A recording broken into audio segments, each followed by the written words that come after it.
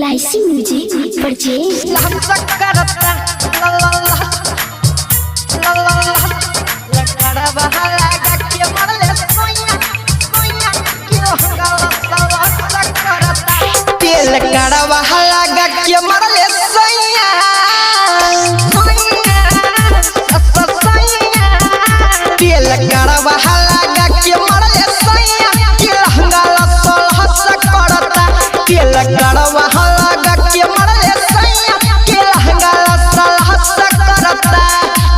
बस करता न सैया लस करता बस करता न सैया लस करता तेल करवा लगा के मरले सैया तेल करवा लगा के मरले सैया लहंगा लस करता तेल करवा लगा के मरले सैया लहंगा लस करता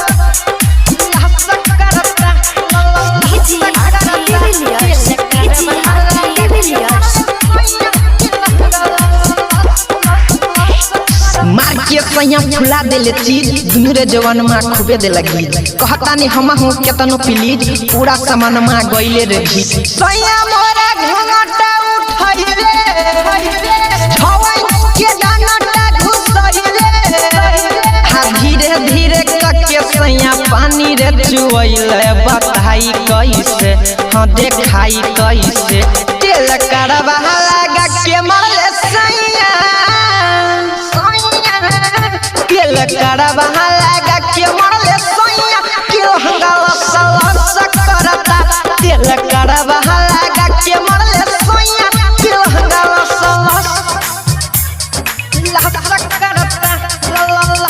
करता तेल करवा लगा के मरले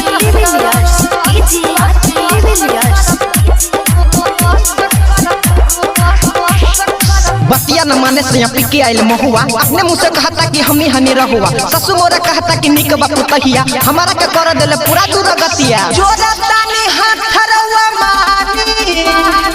राइटर किशोर बतिया न मानी आज के जिगर दीपक गुंजन खाइले उ शिखर हां बताई कैसे हां देखाई कैसे तेल करवा लगा के मरले सैया करवा लगा के मरले सैया लहंगा लस करता तेल करवा लगा के मरले सैया लहंगा लस करता LIC music recording studio Triveniganj Supaul.